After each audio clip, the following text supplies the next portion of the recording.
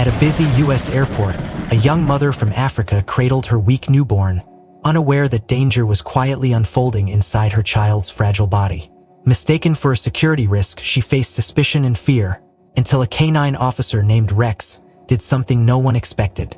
What happened next would save a life and change minds. If you believe in the power of human instinct and the unspoken bond between people and animals, like this video and subscribe for more true stories that inspire. And tell us in the comments, where are you watching from today? The rhythmic hum of the plane's engines faded into silence as the aircraft taxied to its final stop at JFK International Airport. Rows of passengers stood, stretching limbs weary from the 15-hour flight from Lagos. Among them was Fatima Abiola, a slender woman in her late 20s with tired eyes and skin the color of rich earth. She clutched her infant son, Amin, to her chest, wrapped tightly in a faded Ankara cloth. The baby's head lolled weakly against her shoulder, his small face pale and slick with sweat. The journey had been grueling. Fatima had boarded the plane in the early hours of the morning after spending a sleepless night in a crowded departure hall. Her documents had been triple-checked. Her carry-on was a single tattered bag. The flight itself was a blur, brief moments of uneasy sleep, long stretches of vigil over her baby who had refused to nurse. No fever, no obvious signs of illness, just a slow, frightening lethargy that grew more pronounced with each passing hour. Fatima's heart had clenched tighter every time she pressed her ear to Amin's chest, desperate for the reassurance of a steady heartbeat. Now standing in the narrow aisle, swaying with the shuffling crowd, her legs trembled under the strain of exhaustion and worry. The plane's doors opened with a pneumatic hiss, releasing a gust of sterile airport air. Fatima adjusted Amin's cloth sling, tightened her grip on their meager belongings, and joined the flow of travelers disembarking into the cavernous terminal. The fluorescent lights of JFK's immigration hall were harsh and unwelcoming. Fatima blinked against the glare, her head throbbing. The line at border control snaked endlessly, a sluggish river of jet-lagged bodies. Signs in English flickered overhead, their meanings just out of reach. Though Fatima had learned basic phrases before her journey, fatigue and anxiety now tangled her thoughts. She moved forward step by step, rocking Amin gently, whispering soothing words in your way. His only response was a faint whimper. Panic coiled in her gut. What was wrong with her son? Had the long flight worsened his condition? She fought the urge to cry. There was no one here to turn to, no family, no familiar faces. She was alone with her child in a foreign land. At the immigration booth, a young officer with clipped blonde hair motioned her forward. Fatima handed over her passport and visa with shaking hands. The officer's gaze flicked from the documents to her face, lingering on the worn edges of her headscarf, the tired baby in her arms. His expression remained unreadable, professional. "How long are you staying in the United States?" he asked flatly. Fatima struggled to find the right words. "Transit to Canada," she managed, voice hoarse. "Flight tomorrow." The officer nodded, stamped her documents, and handed them back without a smile. "Next," he called, already looking past her. Relief washed over Fatima, fragile and fleeting. She shuffled toward the baggage claim, every muscle aching. The terminal seemed to stretch endlessly ahead. As she walked, she caught the glances of fellow travelers, some indifferent, some openly curious, a few with faces closed in subtle judgment. A black woman in threadbare clothing, carrying a sickly child, an image that drew assumptions too easily in this place. Fatima's path led her toward the customs area. Uniformed officers stood watchful near the carousel, their eyes scanning the crowd. A loudspeaker crackled overhead, announcing flight arrivals in crisp English she barely understood. She retrieved her small suitcase with difficulty, balancing Amin carefully against her chest. His breath came in shallow gasps now. Fear prickled her skin. Something was terribly wrong. As she approached the exit, a sharp voice called out, "Ma'am, step aside for a secondary screening." Fatima froze. An officer, tall with a clipped mustache and a badge that read Customs and Border Protection, beckoned her toward a cordoned-off area. His tone was neutral but firm. "Random security check," he said when she hesitated. Confused, Fatima looked around, as if searching for someone to explain. Her heart pounded. She opened her mouth to protest, but found no words that would bridge the gap between her panic and their authority. "Please, ma'am. This way." Reluctantly, she complied, clutching Amin tighter. The secondary screening area was a small, glass-walled room where a uniformed woman waited with gloves and a scanner. Fatima's suitcase was placed on a table. Empty your pockets, remove any cloth around the baby. The request struck her like a blow. Instinctively, she shook her head. No, baby's sick, please. The officer's gaze hardened. Ma'am, this is routine. Cooperate or we'll have to escalate. Tears welled in Fatima's eyes. She loosened the cloth wrap hesitantly, revealing Amin's frail body. His skin was clammy, limbs limp. The female officer's expression flickered for a moment, a shadow of concern crossing her face. But the procedure continued. Her belongings were scrutinized, every pocket turned out. The baby was swabbed gently but thoroughly. Fatima stood by helplessly, whispering slightly, whispering to her son in a desperate prayer. Minutes dragged like hours. Finally, a male officer approached, clipboard in hand. You're clear, he said curtly. You can go. Fatima gathered her things with trembling fingers, rewrapping Amin. The boy stirred faintly, a weak cry escaping him. The sound wrenched at her heart. As she stepped out of the screening room back into the thrumming airport corridor, she caught a final glance from one of the officers. A look that was not quite disdain, not quite pity, but something cold. A glance that said, "You are not welcome here." Fatima pressed onward, her breath shallow, her mind racing. The airport loomed around her, vast and indifferent. She had made it through the first barrier, but something deeper had shifted within her. A creeping dread that this foreign land held more trials ahead. And Amin, his tiny body grew heavier in her arms with every step. The corridor outside the screening room buzzed with travelers dragging suitcases, voices bouncing off the cold tiled floor. Yet to Fatima the world seemed strangely muted. Each step felt heavier than the last as she emerged from the glass-walled space, her arms wrapped tightly around Amin, whose small body seemed to have lost all strength. The customs officer's glance still burned in her mind, its chill refusing to fade. Fatima wanted only to find a quiet corner where she could hold her child and pray for him to wake properly, to cry, to move, anything but this eerie stillness that had taken hold of him. Yet fate, it seemed, had other plans. Behind her, in the security operations room adjacent to the checkpoint, an alert was triggered. Earlier during her secondary screening, a young rookie officer had entered a vague note into the system, possible undeclared organic material in child's rack. The note was imprecise, but the system flagged it automatically under the suspicious materials protocol. A box checked hastily without thought. Now the note pinged the K9 inspection team's database, unaware that the note referred to a desperate mother and a sick baby. Sergeant James Walker, a seasoned handler with JFK's K9 unit, received the alert on his terminal. Frowning, he glanced at the accompanying text. The details were sparse but enough to warrant a check. He clicked his radio. Dispatch, this is K9 Alpha, received a potential organic material flag from Customs Checkpoint C-23. Responding with unit, the dispatcher's confirmation crackled back. James stood, whistled softly, and a large German shepherd immediately rose from its mat near his desk. Rex, 6 years old, highly trained, a veteran of hundreds of airport sweeps, fell into step beside his handler without hesitation. "Let's go, buddy," James murmured. Rex's ears perked forward as if sensing that this would not be a routine pass. Meanwhile, Fatima had settled onto a narrow bench near the terminal's main exit, her back pressed against the cold steel frame, her body trembling. Amin lay limp against her chest. Fatima rocked him gently, whispering soft words in Yoruba. "My child, please. Fight," she pleaded, her voice breaking. Around her, the crowd ebbed and flowed, indifferent to her growing desperation. Nearby, 2 junior officers from the K9 team scanned the crowd, trying to pinpoint the subject referenced in the alert. One officer spoke into his radio. "Alpha approaching target area." James arrived seconds later with Rex, scanning the crowd with an experienced eye. It didn't take long to spot the lone mother with the wrapped infant sitting motionless on the bench.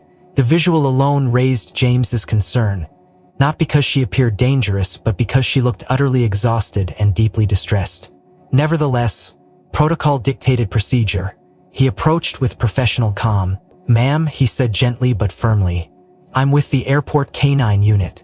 We need to conduct a quick inspection. There was an alert flag during your previous screening." Fatima looked up, confusion clouding her tear-streaked face.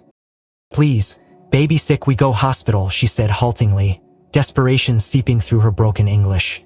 James softened slightly but remained on task. "I understand, ma'am, this will only take a moment."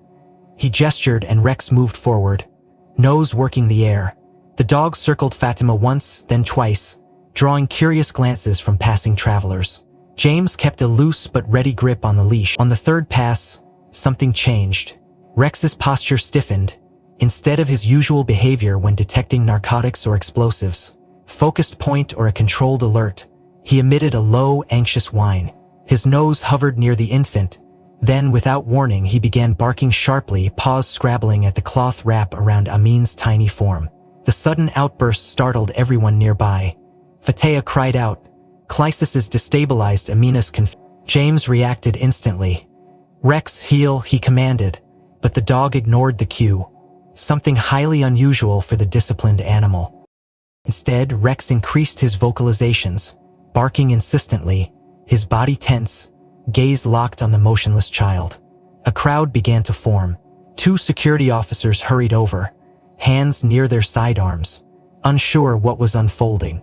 One officer whispered urgently to James, That's not showing narcotics behavior either." He knelt beside Rex, trying to calm the dog, but Rex growled softly, pawing again at the cloth as though urging James to act. Fatima sobbed now, rocking back and forth. No, baby sick, not bad, please," she begged, but her words were lost in the rising tide of commotion. Passers-by stopped to watch, phones lifted to record. The scene rapidly spiraled. The junior officer keyed his radio. "You need a supervisor at checkpoint C-23 immediately." K9 showing unexpected behavior on flagged subject with infant. James, meanwhile, felt a chill settle over him. He trusted Rex implicitly. The dog had never falsified in 4 years of service. But this was something new. James placed a comic hand on Rex's back. "What is it, boy? What are you trying to tell me?" Rex whimpered, his entire focus on Amin. In that moment, James noticed something he had initially overlooked. The baby wasn't moving, not even a twitch. No audible crime, no restless flailing. Just pale skin, shallow breathing, an eerie stillness that sent a jolt of alarm through the seasoned handler. He looked up at Fatima. "Ma'am, has your child been seen by a doctor?" Fatima's voice cracked. "No doctor. Plain long baby, no drink. Sleep too long." James's instincts took over. "You need medical here now," he barked to the nearest officer. "Not later, now." Another call went out over the radio. Somewhere in the terminal, the medical response team was already moving. Rex sat now, tense but still, watching Amin with eyes that burned with urgency. James kept his hand on the dog, gaze flicking between the infant and the crowd of officers converging. The situation had shifted in seconds from routine to critical. Yet the meaning of Rex's reaction remained a mystery that gnawed at James's gut. And all the while, Fatima's tear-choked whispers rose above the noise. "My son." A tense circle had formed around the bench where Fatima sat cradling her son, who remained ominously still in her arms. Rex, sitting at James's side, continued to emit short, sharp barks punctuated by anxious whimpers. His amber eyes locked onto the child with unwavering focus. James kept one hand on the dog's harness, the other raised slightly to forestall the junior officers, who were now pressing forward with uncertain expression. The radio crackled with updates, medical on its way, a supervisor en route. But the rising hum of voices and camera phones recording the scene only deepened the tension. From the periphery, a burly officer with a buzz cut and a rigid posture pushed through the crowd. Lieutenant Mark Evans, newly promoted and eager to demonstrate authority. His eyes darted to Rex, then to Fatma, then to the gathering onlookers, a scowl darkening his face. "Handler," Evans barked at James. "Get your dog under control. This is a public disturbance." James opened his mouth to explain, but Evans didn't wait. He gestured sharply to 2 security officers. "Secure the animal. Get the woman to open everything immediately. We can't risk an explosive device here." Fatima's eyes widened in fear as the 2 men approached, hands outstretched. "Please," she pleaded, her voice cracking, "baby sick, not bomb, not bad." Her words, heavy with accent and trembling with panic, fell on deaf ears. One officer reached for Rex's lead, attempting to pull the dog away roughly. Rex resisted, letting out a sharp bark and bracing his paws against the floor. James stepped in quickly. "Lieutenant, wait! He's not reacting like this for explosives, this is different." But Evans's focus was elsewhere. "I said pull him back and clear the area," he snapped. The second officer grabbed Rex's harness, yanking hard. Rex whined in protest but allowed himself to be led back reluctantly, still straining toward the infant as if unwilling to leave. James followed, heart pounding, every instinct telling him something was wrong, that Rex was trying to communicate something vital. Meanwhile, Evans loomed over Fatima. "Ma'am, unwrap the child. All of it, now." Fatima looked around wildly, her breath coming in ragged gasps. "No, baby sick, please, no bomb. You want to cooperate or you want to go to secondary holding," Evans said coldly. His voice raised enough for the bystanders to hear. Murmurs rippled through the crowd. Some shook their heads, some watched with morbid curiosity, others raised their phones higher. Trembling, Fatima began to unwrap the Ankara cloth from around Amin's, tears streaming down her face. The baby's head lolled limply as she exposed his tiny body, revealing pale skins, beads of cold sweat, and frightening stillness. Evans's eyes flicked over the child with a mixture of suspicion and discomfort, but he pressed on. "Check her bag," he ordered one of the officers, who immediately began rifling through Fatima's modest suitcase, scattering clothes and personal items across the floor. James, restraining Rex a few feet away, clenched his jaw. The scene unfolding before him set every alarm bell ringing in his seasoned mind. He had worked with Rex long enough to know the difference between an alert and this. This was not aggression or confusion. It was urgency, a deep-rooted response he had seen only a handful of times before, during specialized medical alert training sessions years ago.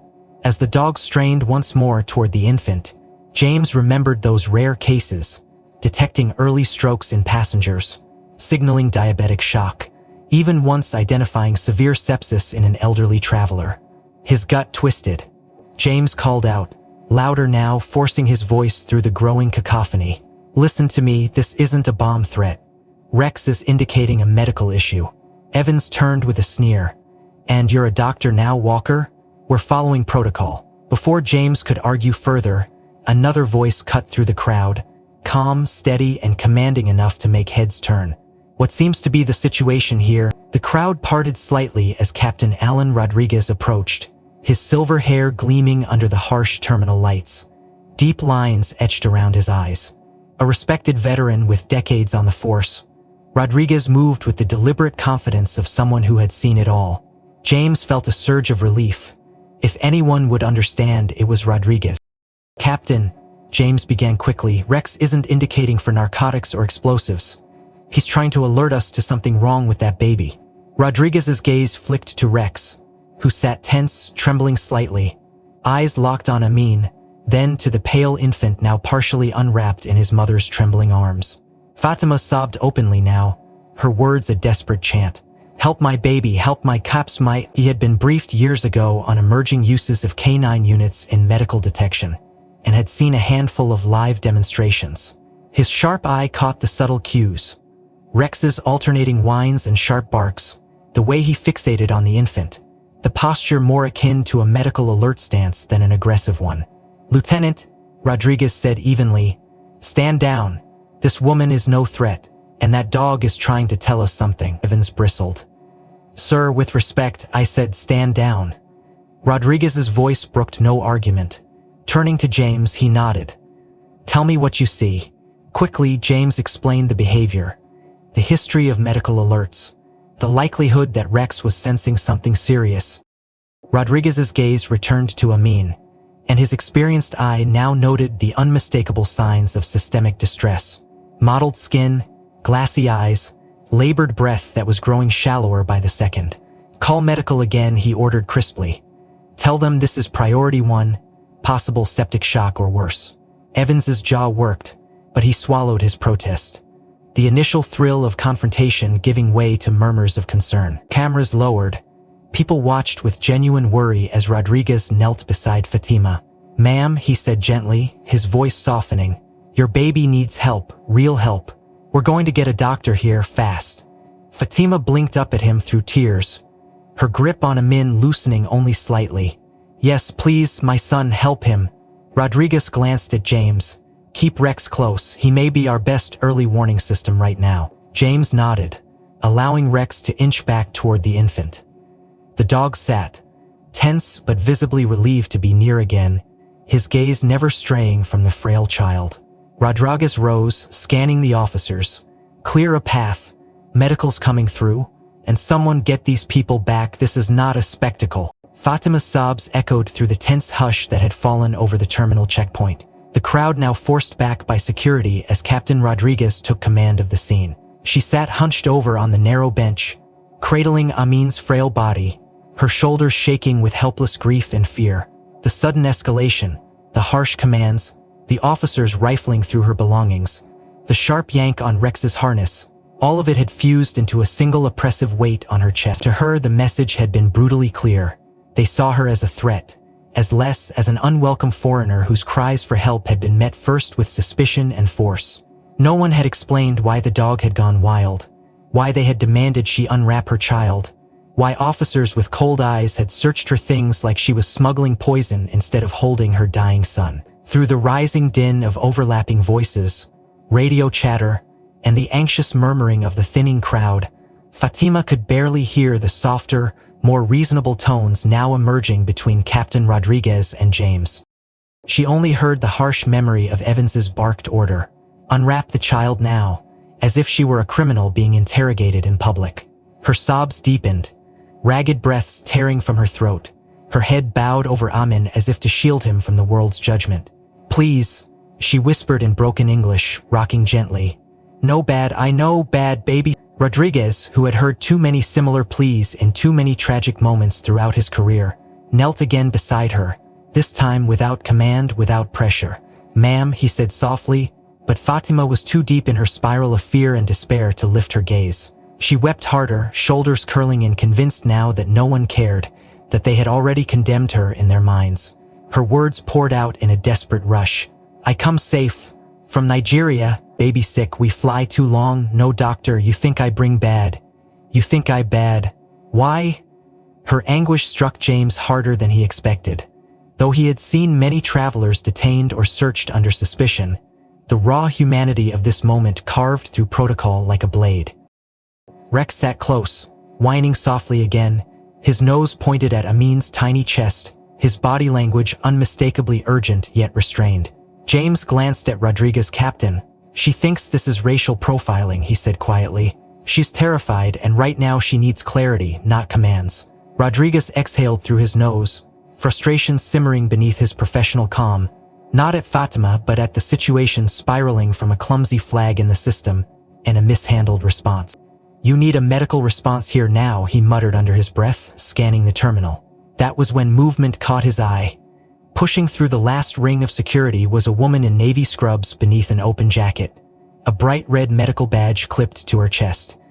Dr. Hannah Brooks, an ER physician from Mount Sinai Hospital, had been passing through the terminal on her way to a conference when the call for Medical Priority 1 came over the airport's emergency channel. Without hesitation, she had identified herself to Airport Command and been escorted at speed to the checkpoint. Now, seeing the huddled woman, the pale, limp child, and the agitated canine straining to remain close, she understood the stakes in an instant. "I'm a doctor," she announced clearly as she approached the bench. "Let me through." Rodriguez gestured her in immediately. "We've got a possible medical crisis, infant showing signs of severe distress." Canine picked it up first. First of all, the dog was already lowering her small backpack to the floor. She knelt beside Fatma, her voice modulating instinctively to a softer, maternal tone. "Ma'am, I'm a doctor. Please let me look at your baby. I won't hurt him, I promise." Fatima froze mid-sob, her tear-streaked face lifting in instinctive hope, though her expression remained guarded, frightened. "Doctor," she whispered as if afraid to believe. Hannah nodded.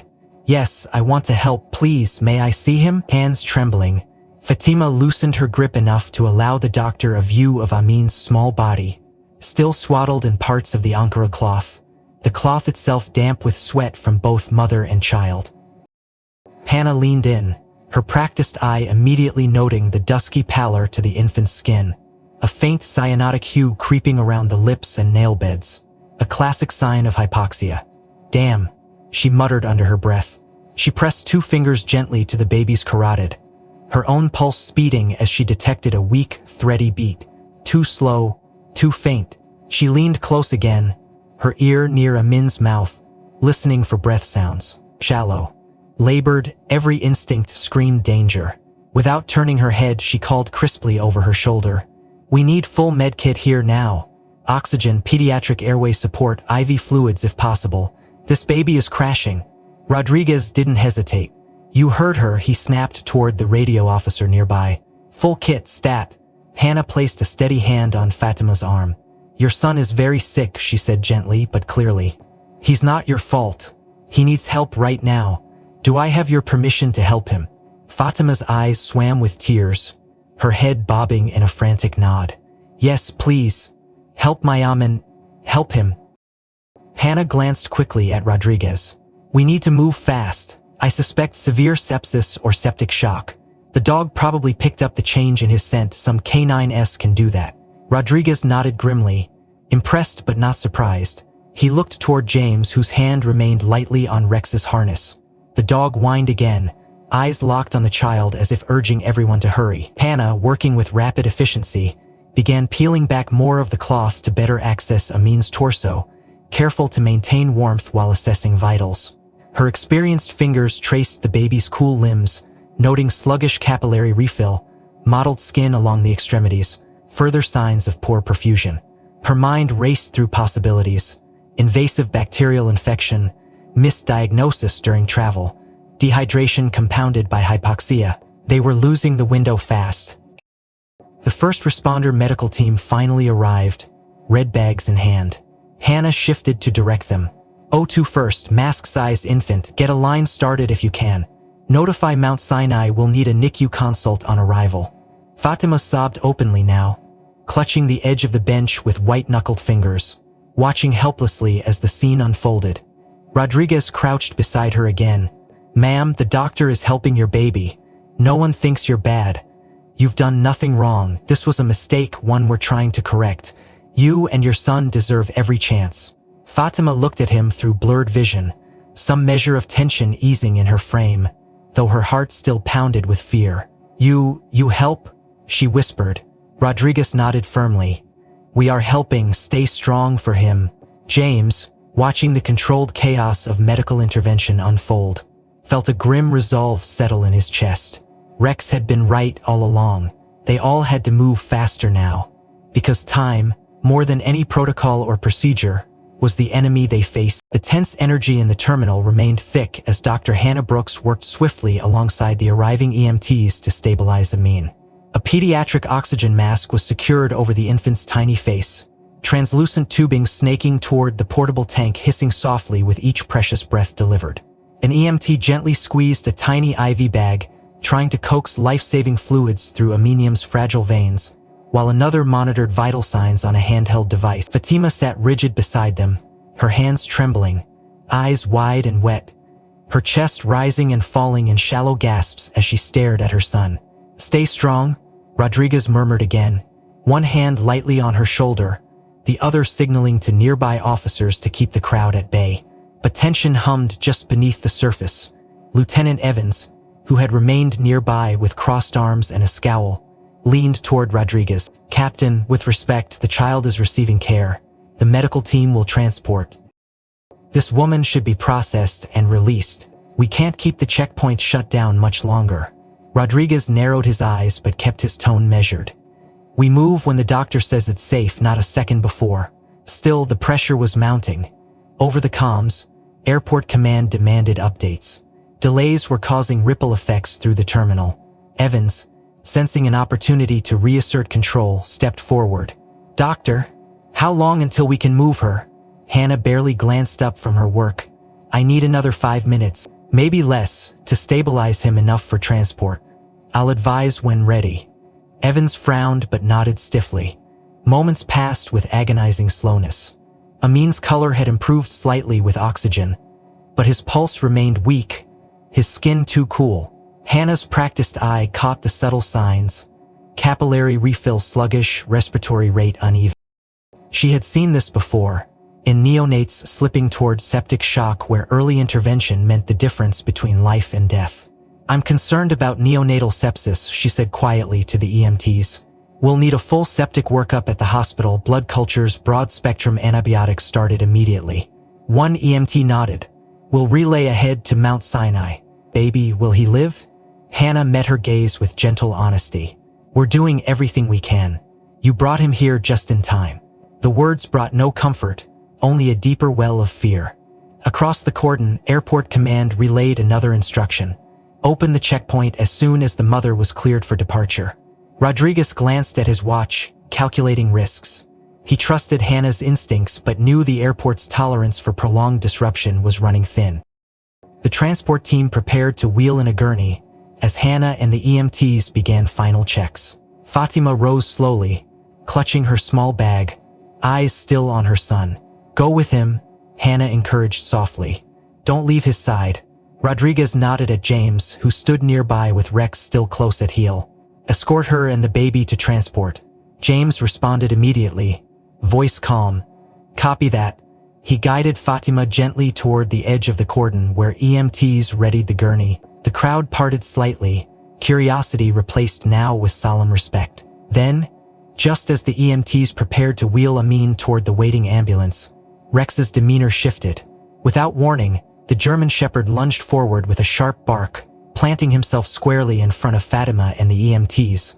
Body low and tense, teeth bared in a rare display of controlled aggression. James reacted instantly, voice firm, "Rex, heel." But the dog refused, growling softly, his entire posture screaming one message: "Do not move forward yet." Gasps rippled through the onlookers. One EMT recoiled slightly. Evans seized the moment, voice sharp, "Get that dog under control now." Rodriguez stepped forward, palm raised. "Hold." His eyes locked with James's. "What is it? This isn't normal." James, sweat prickling at the back of his neck, crouched beside Rex. "He's not out of control, sir. He's alerting again. Something's wrong." Hannah, hearing the exchange, rose from her crouch. "Let me check," she said quickly, moving to the gurney.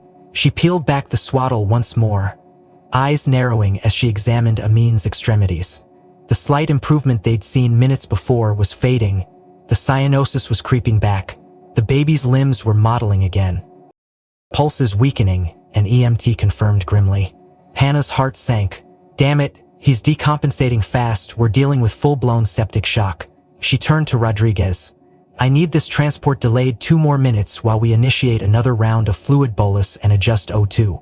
If we move him now, he may not survive the trip." Rodriguez didn't hesitate. "Do it." Evans, visibly agitated. "Captain, this is a breach of protocol. We need to clear this area." Rodriguez cut him off coldly. "We clear when the doctor says so, not before. Stand down, Lieutenant." James kept a comic hand on Rex, whose body remained taut with focus, as if fully understanding the urgency conveyed through scent alone. Rodriguez knelt beside Fatima once more. "Ma'am, your baby is very sick. The doctor is helping, but we need a little more time before moving him." "Please stay strong." Fatima, though shaking, nodded fiercely. "Yes, save him, please." Hannah worked swiftly with the EMTs to adjust the fluid line, increase oxygen flow, and massage the infant's tiny limbs to stimulate circulation. Time blurred into a tense rhythm of controlled motion, every second precious. Rex finally relaxed fractionally as the adjustments took effect, and Amin's skin began showing faint signs of improved perfusion. James whispered softly, "You knew." Hannah glanced at James, voice low but filled with gratitude. "That dog may have just saved his life again." Rodriguez straightened, scanning the tense faces of officers and EMTs alike. "Everyone hold steady. We move when the doctor gives the word." The air inside the terminal checkpoint remained charged with tension, a fragile bubble of urgency holding back the chaos of airport operations just beyond the hastily cordoned-off area. Fatima knelt beside the gurney where Amin lay swaddled once more, oxygen mask in place, IV fluids running steadily through a tiny catheter taped to his fragile arm. Dr. Hannah Brooks hovered near the head of the gurney, coordinating quietly with the EMT team. The fluid bolus and oxygen adjustment had stabilized the mean just enough for transport. But Hannah's gut warned her this reprieve was temporary at best. She had seen sepsis move faster than reason, faster than hope. Rodriguez stood close, arms crossed, eyes scanning the scene with practiced vigilance.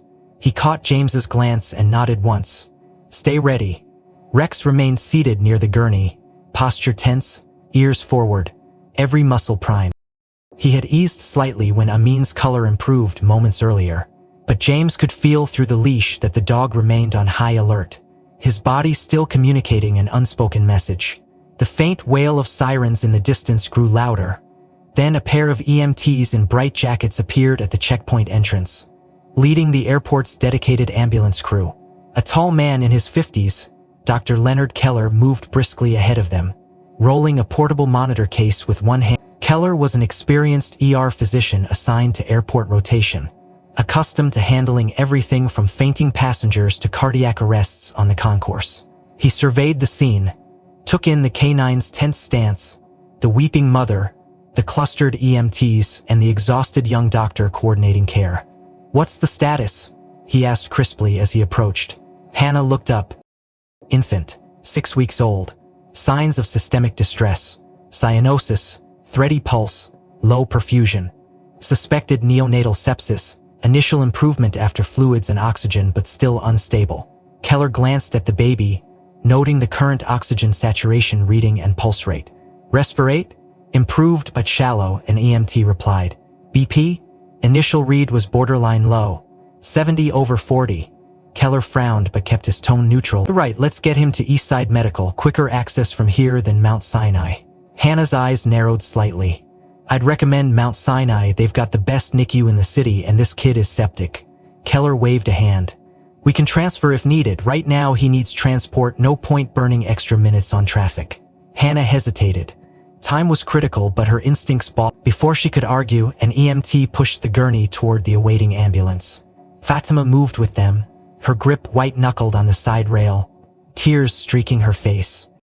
"Please, my baby, save him," Rex whined sharply as the gurney rolled forward, his body quivering beneath James's steadying hand. The German shepherd's gaze tracked the infant unblinkingly. James muttered softly, "Easy boy, we're moving." Yet even as he spoke, Rex stiffened again, letting out a sudden series of sharp, urgent barks, body lunging forward against the leash. The sound cut through the terminal like a klaxon. Officers turned. EMTs paused, startled by the dog's reaction. Keller frowned, glancing toward the source of the disruption. "Handler, control your dog," he called tersely. James's voice remained calm but firm. "Sir, he's reacting to something. He's never wrong about this kind of alert." Keller sighed, clearly impatient.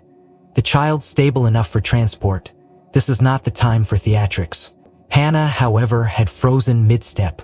She had learned to trust her gut, and she'd seen enough of Rex's behavior to realize this wasn't random. Moving quickly, she stepped back to the gurney and snapped to the EMT holding the monitor. "Run another BP check, now." The EMT hesitated but obeyed. Cuff in place, he inflated it again as Hannah leaned in, eyes fixed on the monitor readout. Seconds ticked by, the cuff deflating slowly. The number appeared, and Hannah's heart clenched. 50/30. "Jesus," the EMT whispered. "It's crashing." Hannah's voice was sharp, commanding. "Abort transport to East Side. Notify Sinai Stat, we need NICU ready, code sepsis." Keller opened his mouth to argue, but one glance at the numbers stopped him cold. "Move, now," Hannah barked. "Bag him en route if needed. Push another bolus." Rex quieted fractionally as the EMT team sprang into motion, prepping additional fluids, adjusting oxygen, and alerting the hospital. James kept a steady hand on the dog, murmuring, "Good boy, you caught it." Rodriguez moved to Fatma's side. "Ma'am, listen carefully. Your baby is very sick, but these people are going to do everything they can. Stay strong," Fatima sobbed openly, clinging to the side rail as the gurney reversed direction toward the waiting ambulance now rerouted for urgent priority to Mount Sinai. Keller, swallowing his earlier dismissal, keyed his radio. "This is Airport Medic 1. Infant patient code sepsis, critical transport to Sinai, ETA 12 minutes. Hannah moved alongside the gurney, one hand steady on the monitor, her gaze never leaving Amin's pale, fragile form. "Hang in there, little one," she whispered. Behind them, James and Rex followed, the dog still tense but quieter now that his warning had been heeded. Rodriguez fell in beside them, voice low. "Damn good dog." James nodded grimly, He saved the kid twice already. Let's hope it's enough. The ambulance careened through Manhattan's afternoon traffic, siren wailing, lights strobing red and white across the windshields of reluctant drivers. Inside, the cramped space buzzed with coordinated urgency. Hannah Brooks crouched over Amin, hands steady as she monitored the infant's fragile vitals. Voice clipped as she communicated updates through her headset to Mount Sinai's NICU team. ET 8 minutes. Neon patient 6 weeks. Suspected severe sepsis. BP unstable, O2 improved but labile. Fluid resuscitation ongoing. Second line attempted. Across from her, one EMT squeezed the IV bag rhythmically, forcing critical fluids into Amin's tiny body. Another hovered near the oxygen mask, adjusting flow and watching the child's shallow chest rise and fall beneath the faded Ankara cloth. Fatima sat strapped beside the gurney, eyes wide and rim-rimmed, clutching her own hands to keep from reaching out and disturbing the team's work. Her voice was barely a whisper. "He will live?" She asked no one in particular, again and again, her accent thick with fear. Keller, humbled now by the stark reality unfolding before him, finally met her gaze with sincerity. "You're doing everything possible. He is strong. You must be too." Fatima nodded, though her heart hammered wildly with dread. Behind them, in a trailing patrol car, Rodriguez sat in silence, watching the ambulance weave through traffic, a grim expression clouding his weathered features. Next to him, James kept one hand on Rexy's harness. The dog remained alert, gaze fixed forward, body still tense even after leaving the terminal. It was as if Rex understood that the fight was far from over. Minutes later, the ambulance burst through the ER bay doors of Mount Sinai. A prepared NICU team swarmed the gurney the instant it was wheeled from the vehicle. Voices layered in rapid succession. "Room 3 ready. Let's get a stat blood culture." Ampicillin and gentamicin started. CBC, lactate, CRP, everything now. Hannah strode alongside the team into the NIC. Fatima close behind but held back gently at the threshold by a nurse. "Let them work, ma'am," the nurse said softly. Tears streamed down Fatima's face as she nodded helplessly, hands clasped at her chest. Inside the sterile room, monitors beeped urgently as Amin was transferred to a radiant warmer. IV lines were checked, medications pushed, samples drawn from his tiny veins with painstaking precision. Hannah stood at the foot of the warmer, calling out vitals. BP 45/25, HR 170, rate 32 shallow. A seasoned neonatologist, Dr. Claire Morgan, swept into the room, glancing at the gathered data. Her tone was sharp, her mind already calculating odds. Septic shock confirmed, push second round of fluids. Increase O2, start vasopressors if BP doesn't respond. A nurse passed her the preliminary CBC results moments later. White count dropping, bands elevated. Lactate high, CRP critical. She turned to Hannah. "We may have a gram-nation sepsis on our hands. If this had been caught 2 hours later, he wouldn't have made it." Hannah exhaled, tension leaving her body in a slow stream. He barely caught it as it was. Claire's brow furrowed. How was this recognized in the field? The signs wouldn't have been obvious without labs. Hannah gave a weary smile, glancing toward the doorway where James and Rodriguez had just arrived with Rex sitting alertly at heel. "That dog," she said simply. Claire arched an eyebrow. "You're telling me a canine caught this?" "He picked up on something none of us did. Started alerting when the kid was crashing. Honestly, if he hadn't forced us to recheck vitals, we'd have lost precious time." Claire shook her head in amazement. "Remarkable." She moved to the warmer again, adjusting settings. "Let's get him stabilized. We'll need central access, full septic workup, and NICU observation round the clock." Meanwhile, in the small family waiting alcove outside the NICU, Fatima sat huddled on a chair, knees drawn to her chest, rocking gently. James approached cautiously with Rex beside him, Rodriguez a step behind. Fatima looked up as they entered, hope flickering behind exhausted eyes. "My son?" she whispered. James crouched to her level. "He's fighting hard, ma'am. The doctors are giving him everything he needs. Your boy is very brave." Fatima's voice broke. He saved him." James swallowed the lump in his throat. "Rex did what he was trained to do and more. He knew something was wrong before we did." At that, Claire stepped into the waiting area, removing her surgical cap. She addressed Fatima first. Your son is very sick, but we've started aggressive treatment.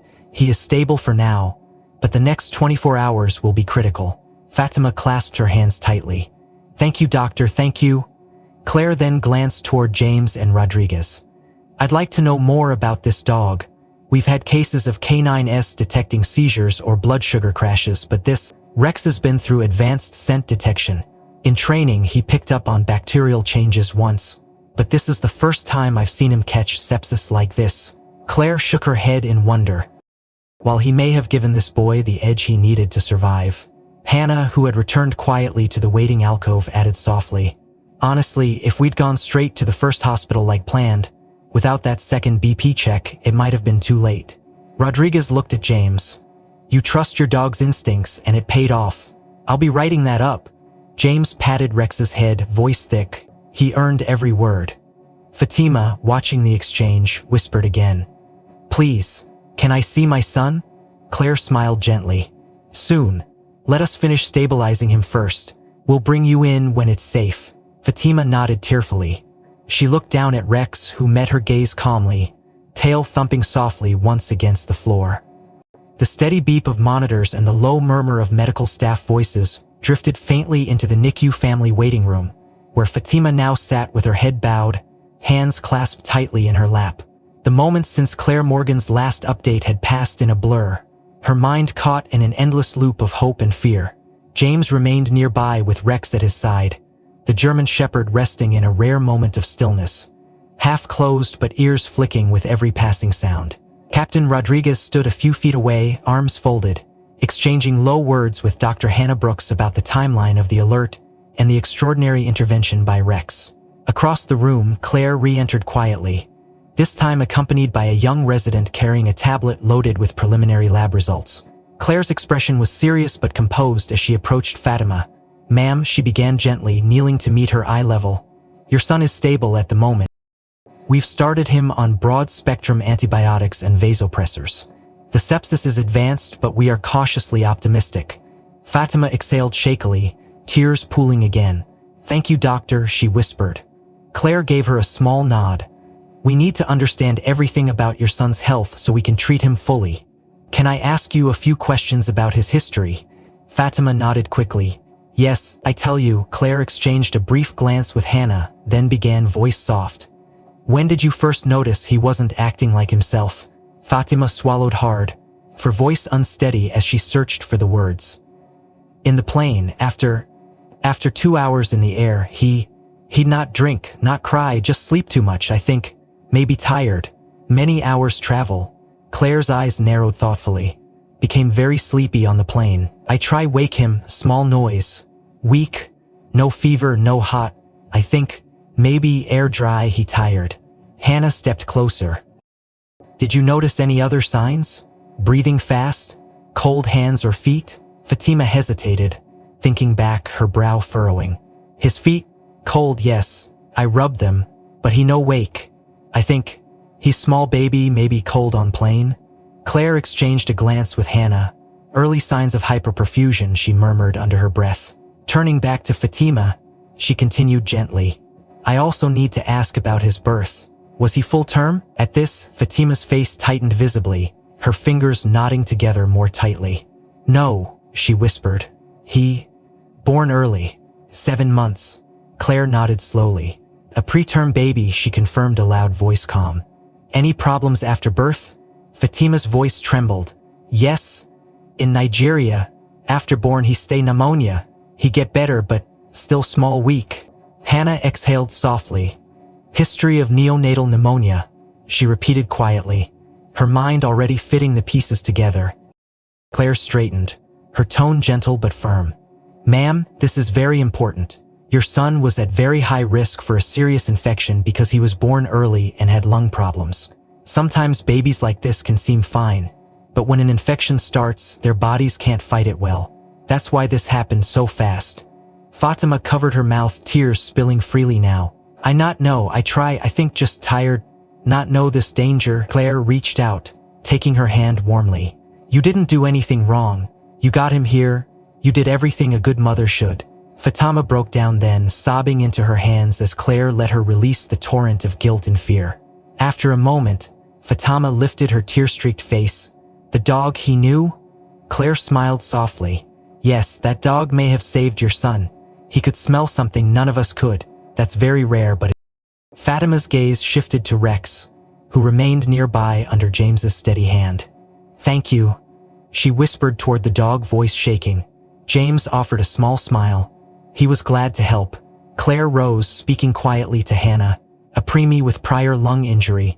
No wonder the infection advanced so fast. This was a perfect storm. Ha nodded grimly, and without the canine we would have missed the window. Rodriguez, who had been listening closely, stepped forward. Doctor, should we anticipate any complications based on the birth history? Claire glanced at her tablet.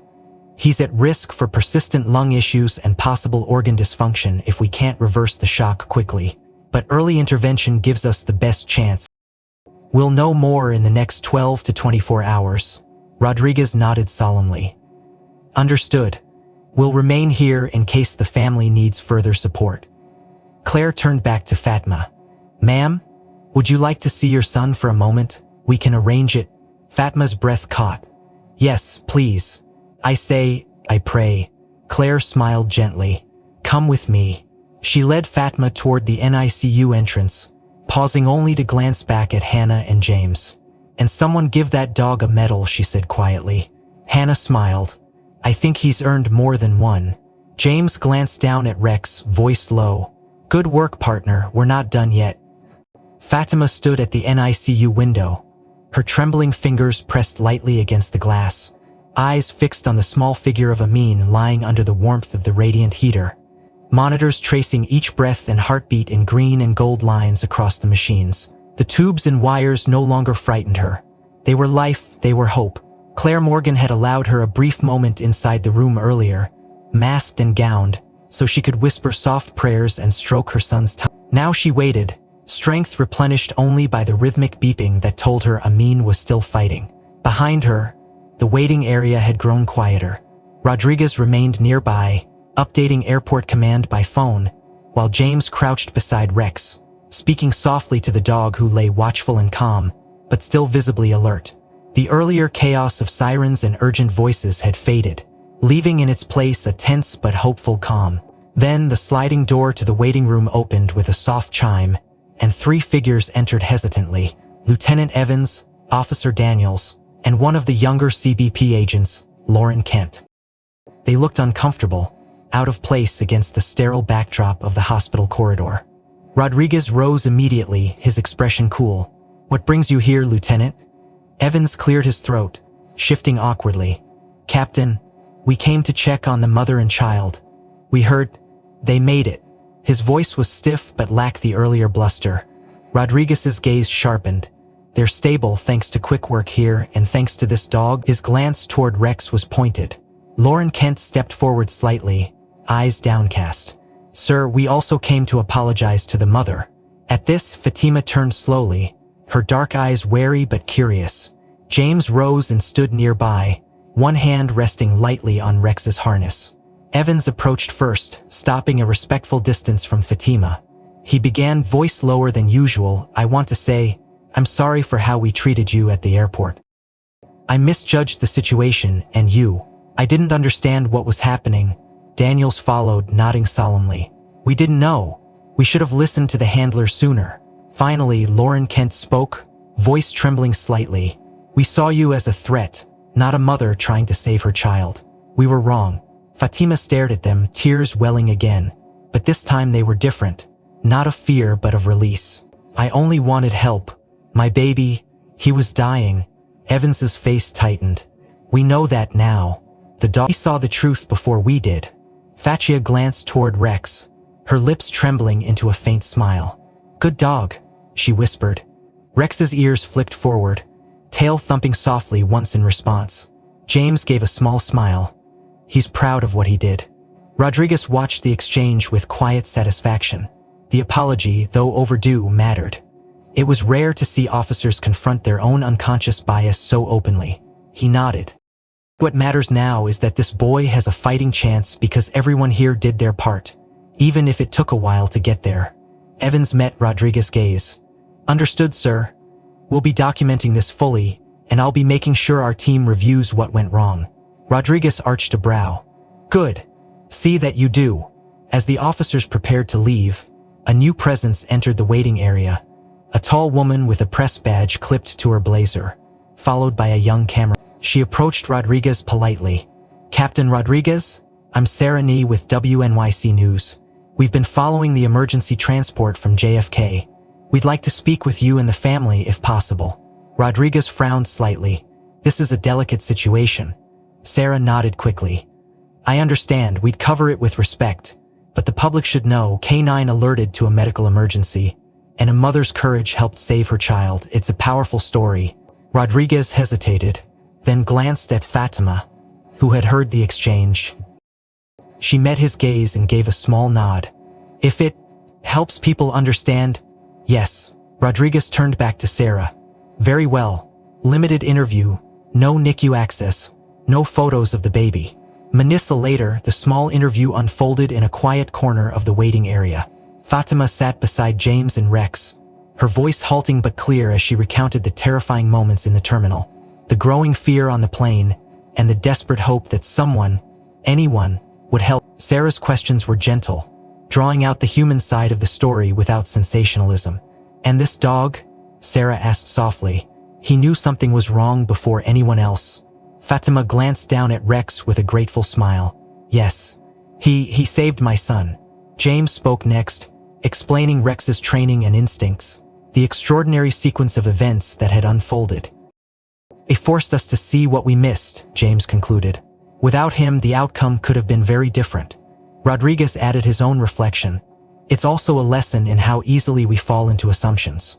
We owe it to passengers like Ms. Abiola to do better, and to listen when instincts tell us something isn't right. The piece aired that evening across local and national outlets. Headlines reading, Hero Dog Saves Infant at Jail, and K9's instincts outpaced human judgment in airport emergency. Yet beneath the heartwarming narrative ran a deeper undercurrent. Sharp editorials called out the unconscious bias that had delayed critical care, urging reflection and reform. Comments flooded the station's site, some praising the heroism, others openly challenging the treatment Fatima had faced. In the hospital room late that night, Fatima sat once more beside Amin, her son's fragile chest rising and falling with new steadiness beneath the hum of machines. James and Rex visited quietly, Rex resting his head on her knee in a rare gesture of calm trust. Fatima stroked the dog's ears gently. Good boy, she whispered again. Across the corridor, Rodriguez reviewed the media coverage on his phone, eyes narrowing thoughtfully as he read. The story was out now, bigger than anyone had expected. The story had spread faster than anyone could have predicted. Within 24 hours of airing, Fatima's interview with WNYC had been picked up by national news outlets. The video of Rex's determined alerts shared across social media platforms worldwide. Headlines celebrating the hero K9 blended with opinion pieces calling attention to the dangers of unconscious bias in security procedures. Amidst this media flurry, something else began to unfold. An outpouring of community support that Fatima could never have imagined. By the second morning at Mount Sinai, as Amin's condition stabilized under the watchful eyes of the NICU team, representatives from a local immigrant women's advocacy group arrived at the hospital.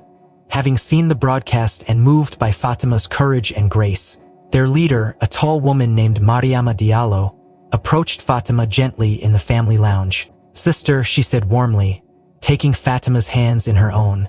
We saw what happened. We are here to help you. Fatima, overwhelmed and still weary from sleepless nights, blinked back fresh tears. Mariama continued softly.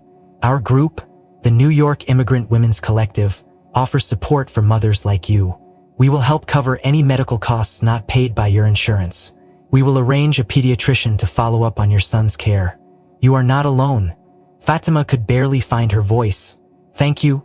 I not know what to do. I was strong. You protected your child. Now let us protect you. In the following days, the collective helped secure legal aid to expedite Fatima's immigration paperwork and connected her with a network of mothers who offered everything from translation help to temporary housing if needed.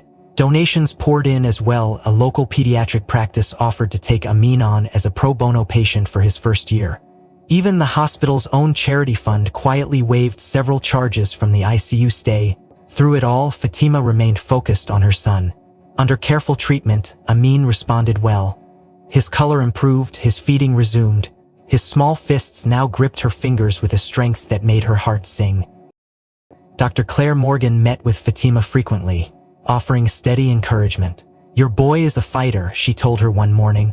"With follow-up care, he should recover fully."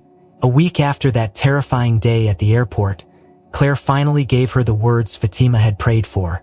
"He is strong enough to travel now. You can continue your journey." Fatima wept openly, clutching Amin close as the doctor smiled. Thank you so much." Arrangements were made quickly. The Canadian embassy expedited her transit clearance. The collective provided a volunteer to accompany her through the next leg of the trip. When the day came for Fatima and Amin to return to JFK for their connecting flight, James Walker learned of it through Rodriguez. "They'll be coming through Terminal 4, the captain said. "Thought you and Rex might like to know." James didn't hesitate. "We'll be there." That afternoon, James brought Rex to the terminal, waiting quietly near the same checkpoint where it had all begun. This time, there were no crowds, no flashing lights, only a quiet moment of hope. Fatima arrived carrying Amin, now dressed warmly in a soft blue blanket, eyes bright and alert. As they neared security, Fatima spotted James first, her face lighting with recognition and gratitude. But it was Rex who moved first. The moment the dog caught her scent, he rose gracefully and trotted forward, tail wagging gently. Fatima knelt instinctively, tears welling anew as Rex reached her, pressing his head softly against her leg. "Good boy," she whispered, voice thick with emotion. "You remember me." James approached, smiling.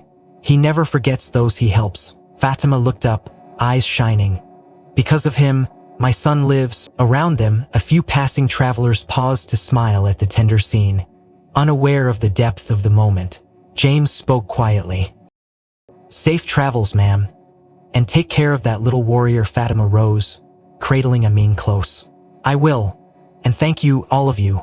James nodded, watching as she continued through security, her head held high. Rex sat beside him, eyes following the mother and child until they disappeared into the crowd, tails still thumping softly. Behind them, the echoes of the week's events lingered, a story of instinct, courage, and the quiet breaking of If this story touched your heart, take a moment to like and subscribe to our channel. It helps us share more real stories like this one. I'd love to hear your thoughts. Which moment stood out to you the most? And where in the world are you watching from? Let us know in the comments below. We read each one. Thank you for being here.